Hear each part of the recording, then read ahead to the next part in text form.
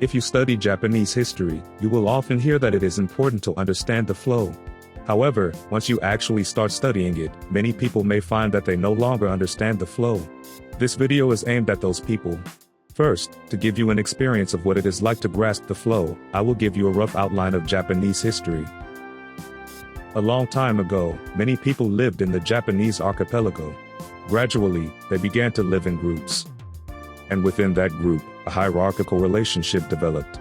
Thus, the nobility came to rule Japan, with the Emperor of Japan as their leader. This group centered around the Emperor of Japan was called the Imperial Court. However, as the Imperial Court was no longer able to effectively govern Japan, law and order in the provinces began to deteriorate. As a result, people in rural areas began to think, I'm the only one who can protect myself, and they began to arm themselves. They are the samurai. Furthermore, some samurai believed that local matters should be decided locally, and began to rebel. This was a difficult situation for the Imperial Court. As a result, the Imperial Court began to enlist the help of other samurai to suppress the rebellious samurai. Thus, the influence of the samurai gradually grew, and people gradually began to obey the samurai rather than the nobility. Eventually, the Imperial Court began to leave politics in the hands of the samurai. From then on, the samurai continued to rule Japan. This group, centered around samurai, was called the shogunate. However, foreign powers arrived in Japan in this state. The shogunate at that time did not have the power to compete with foreign powers. People who thought, this can't continue, we can't leave politics to the shogunate, overthrew the shogunate. And they used the authority of the Emperor of Japan to create a modern nation-state. They transformed Japan into a country that could compete with other countries. This group of people who have remade the country is called the government. However, the military came to wield great power within that government. The military gradually stopped complying with the government. Thus, Japan entered the war and was defeated. And we live in a Japan that was reborn after this war. What do you think about this? You should now be able to easily understand Japanese history from start to finish. This is what we mean by understanding the flow. In this way, once you can grasp the flow, you will naturally see what events occur in each era and how they connect to the next era. Next, use a timeline to match up the trends you have just understood with the eras. People who lived in Japan during the Paleolithic began to live in groups as the era changed from Jomon to Yayai. During the Kofun period, a group of nobility centered around the Emperor of Japan became particularly influential. During the Asuka period and Nara period, politics continued to be ruled by groups of nobility. However, towards the end of the Heian period, the influence of the samurai grew stronger, and from then on, the samurai began to rule Japan. The samurai continued to rule Japan during the Kamakura period, Muromachi period, and Edo period. However, when foreign powers arrived in Japan at the end of the Edo period, samurai rule came to an end. During the Meiji era and Taisho era, Japan transformed into a country that could compete with other countries. However, during the Showa era, the military gained power and Japan entered into war. After the war, Japan was reborn as a new nation that upholds the principles of peace and democracy. What do you think about this? If you look at a timeline with an understanding of the flow, you will probably find it easy to understand Japanese history. When studying Japanese history, you will find it easier to understand the content if you first grasp the flow and then look at the detailed events. On this channel, I create videos with this kind of structure in mind. By watching the videos on this channel from the beginning, you will naturally come to understand the flow of Japanese history. Let's take a closer look at the important events in each era. By doing so, you will be able to recognize turning points in the flow and further deepen your understanding of history. First, let's look at the Paleolithic. During this time, large animals such as mammoths lived in the Japanese archipelago. People used tools made of stone, called seki in Japanese. People moved to places where there were animals and nuts and hunted and gathered them. That is, they lived in nature. Human life during this period is similar to what you might imagine when you think of prehistoric times. However, people's lives changed dramatically with the appearance of a certain tool. That is earthenware. Before the advent of earthenware, people preserved the nuts they picked in the forest in their original state. Also, when people were thirsty, they would go to the river to fetch water. However, with the advent of earthenware, people became able to store nuts and collect water in vessels. Furthermore, people were able to use fire to boil water, which expanded the range of cooking options. The emergence of earthenware enriched people's lives. Later, the advent of rice cultivation further changed people's lives. Before rice cultivation, people had no choice but to hunt animals for food. Not only were there days when people could not find prey, but the hunt was also dangerous. However, with the advent of rice cultivation, people began to preserve and eat the rice they grew themselves. People now have a stable supply of food. Moreover, rice cultivation is less dangerous than hunting, so people's lives became more stable and the number of deaths decreased. As a result, the population increased and people began to form settlements. And within that community, a leader emerged. However, rice cultivation also created conflict among the people. For example, there were cases where villages in the east and west fought over water for rice cultivation. There were also cases where people fought over stored rice. This is what it was like in the Yuyai period. Thus, differences in social status and wealth began to emerge among people, and powerful people began to appear in each region. Then, groups led by powerful people were formed in various places, and disparities began to widen among these groups as well. Among these, the group that gained the most influence was the Yamato government. They expanded their influence by subjugating local authorities. It was Kofun period that the previously unified Japanese archipelago began to come together into a single country. But building a country was, of course, difficult. The Yamato government therefore took inspiration from China, the most prosperous country nearby, and began building the nation. They sent envoys to China to learn about its systems, laws, and culture. They used what they learned there to advance nation building in Japan. As part of these political reforms, the Yamato government came to be known as the Imperial Court. And that leader came to be called the Emperor of Japan. Thus, during the Asuka period, nation building progressed with the Emperor of Japan at its center. As the country was built around the Emperor of Japan, taking inspiration from China, a capital city called Heijio-kyo was established in what is now Nara Prefecture. Since Nara was the center of Japan, this period is called the Nara period. During this period, a system was established to govern the whole of Japan from Nara, where the imperial court was located. The imperial court's control over the regions was strengthened. However, wherever great power is concentrated, struggles over that power naturally arose. The world fell into chaos, and the desperate Emperor of Japan turned to Buddhism.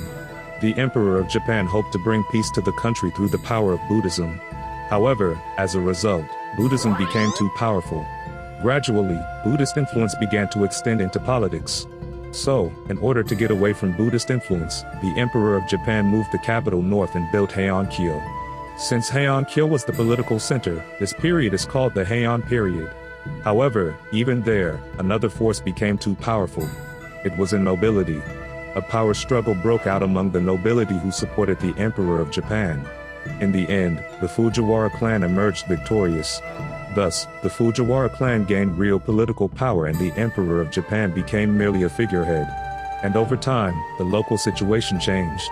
The system in which the imperial court controlled the people in the provinces no longer worked well. As a result, people in rural areas began to arm themselves for self-defense, and the samurai began to emerge. Eventually, some people began to seek independence from the rule of the imperial court. The imperial court thought this was not good and hired samurai such as the Minamoto clan and Taira clan to put down such rebellions. However, later on, the Minamoto clan and the Taira clan began to fight. Although the Minamoto clan was defeated once, they rose again, gathered allies from all over the country, and destroyed the Taira clan. As a result, people in the provinces began to follow the orders of the samurai rather than the imperial court. The imperial court responded to the situation by appointing a samurai leader as shogun and putting him in charge of politics. This group, centered around samurai, was called the shogunate. Because the Minamoto clan established the shogunate in Kamakura, this period is called the Kamakura period. Kamakura became the political center. However, just as nobility fought for power at the imperial court, samurai also began to fight over power in the shogunate. Among the nobility, the Fujiwara clan survived. On the other hand, the Hojo clan survived among the samurai and took control of political power. But the imperial court was not happy with it. They thought, after all, we want to run politics ourselves. Thus, a battle broke out between the imperial court and the shogunate, but it was the shogunate that emerged victorious. This further strengthened the Kamakura shogunate's rule by the samurai. However, as time passed, local conditions changed predictably. The Kamakura shogunate's system of control over the people in the provinces no longer worked well. As a result, some samurai began to think that the shogunate's rule is no longer effective, so we should return to rule by the imperial court. The most representative example of this was the Ashikaga clan. The imperial court took notice of them, made them its allies, and led the Kamakura shogunate to its downfall. In this way, the imperial court regained power and attempted to once again center politics around the Emperor of Japan. But it was unsuccessful and politics were in turmoil. As a result, people began to think that since rule by the imperial court is impossible, we should return to rule by the shogunate. A new shogunate was then established, centered around the Ashikaga clan. But, naturally, the imperial court resisted. The Ashikaga clan was perplexed, and after forcing the current emperor of Japan to abdicate, they had the new emperor of Japan recognize the shogunate rule. However, the emperor of Japan, who had been forced to abdicate, was not happy with this and moved his base to the south. He continued to claim that he was the legitimate emperor of Japan. Because the imperial court was divided into northern and southern courts as a result of these circumstances, this period is known as the Nanbokucho period. Ultimately, the conflict ended with the imperial court making concessions to the northern imperial court. The shogunate's rule, centered around the Ashikaga shogunate, finally stabilized. Since the shogunate was located in Muromachi, Kyoto at the time, this period is called the Muromachi period. However, as time passed, the Ashikaga shogunate's system also began to function poorly. This caused the samurai to once again fight for power. But at that time, it was difficult to come to a conclusion. Until then, leaders had emerged, such as the Fujiwara clan, who controlled the imperial court, and the Hojio clan, who controlled the Kamakura shogunate. However, as the fighting dragged on, the Ashikaga shogunate was unable to find a leader who could bring the situation together. The Ashikaga shogunate lost its authority and was left without a leader. As a result, the shogunate was no longer able to control the regions effectively. Thus began an era in which local samurai gained independence, expanded their territories, and fought to strengthen their control. This period is called the Sengoku period. Particularly notable figures are Oda Nobunaga and his subordinate, Toyotomi Hideyoshi. Oda Nobunaga expanded his power with the aim of unifying Japan, but died just before achieving this goal. His subordinate, Toyotomi Hideyoshi, carried on his legacy. Japan was unified by Toyotomi Hideyoshi, bringing an end to the chaos of the Sengoku period. Oda Nobunaga's base was in Azuchi, while Toyotomi Hideyoshi's base was in Momoyama. Therefore, this period is called the Azuchi-Momoyama period. However, after Toyotomi Hideyoshi died, a dispute arose over his successor. Tokugawa Ieyasu won this battle and established the shogunate in Edo. Thus, Edo became the political center and the Edo period began. The world was in a state of peace for a long time during the Edo period. However, as time passed, the Tokugawa shogunate's system also gradually began to function poorly. Financial difficulties and successive peasant rebellions weakened the shogunate's control. That's when the foreign powers came in. At that time, the Tokugawa shogunate did not have the power to resist foreign powers. The Tokugawa shogunate was forced to sign favorable treaties with foreign countries. As a result, dissatisfaction with the shogunate grew within the country. In particular, the Satsuma domain and Choshu domain, which were rising to power in the provinces, thought, the shogunate is no good anymore, so let's create a new Japan with the Emperor of Japan at its center. They came into conflict with the shogunate. Thus, the Tokugawa shogunate was overthrown and the era of the samurai came to an end. Then, people from the Satsuma domain and Choshu domain welcomed the Emperor of Japan from Kyoto to Edo. They changed the name of Edo to Tokyo. In this way, Japan was reborn with Tokyo as its new political center. A government was established with the Emperor of Japan at its center. During the Meiji era, the government actively adopted foreign systems, technology, and culture. The government aimed to make Japan a strong nation that could stand up to foreign powers. And the government succeeded in making treaties that were favorable to foreign nations into equal treaties. But that's not all. To enable citizens to participate in politics, the government introduced an electoral system. A system was established in which representatives of the people make laws in the national diet. But there were strict restrictions on voting at the time. Only a limited number of people, such as high-income taxpayers, were able to participate in politics. This has led to growing discontent among those who are unable to participate in elections. They began to demand, let us participate in politics too. As a result, more people were able to participate in politics during the Taisho era. Then, World War I occurred during the Taisho era. Japan had almost no direct or significant involvement in this war. However, Japan sold ships and weapons needed for the war, and its economy grew significantly. And the world, scarred by this war, began to think about eliminating war. However, stock prices in the United States, which was leading the global economy at the time, plummeted. This triggered a severe economic recession around the world. In order to protect their own economies, each country retreated into its own economic sphere and reduced trade with other countries. Countries that already had large economies, like the United States and the United Kingdom, were able to survive that way. However, this was not the case in less developed countries like Italy and Japan, or Germany, which had lost its land after being defeated in World War I. These countries faced resource shortages and found themselves in difficult situations. In this way, the world was divided into have countries with abundant resources and have not countries that lack resources. Countries that did not have resources tried to acquire them through military expansion, and the wealthy countries fought back to stop its expansion. Thus, the world was divided in two and World War II began. Japan was defeated in World War II and underwent major reforms under the occupation of GHQ. Japan has been reborn as a new nation that upholds peace and democracy. Japan then recovered rapidly and eventually grew into the world's second largest economic power. Japan's economic success was recognized internationally through the Tokyo Olympics and the Osaka Expo. The modern Japan in which we live today was shaped by the post-war reconstruction that took place during the Showa era. However, the economic growth that had been achieved up to that point had reached its limits. Land and stock prices, which had been rising rapidly, finally reached levels above their real value. It became a very dangerous situation. The government tried to put a stop to it, but the backlash was inevitable and the Japanese economy collapsed. As a result, the Japanese economy entered a long-term slump.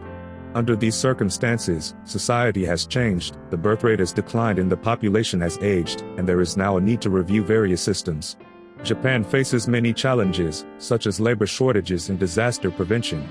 At the same time, Japan is currently searching for its direction for a new era. We have looked at the general flow of Japanese history, from the Paleolithic to the present day. Do you understand that Japan has become what it is today after experiencing many different eras and overcoming wars and changes? By studying Japanese history, you can learn how Japan has shaped itself into what it is today. And knowing this is very important when you think about Japan's future.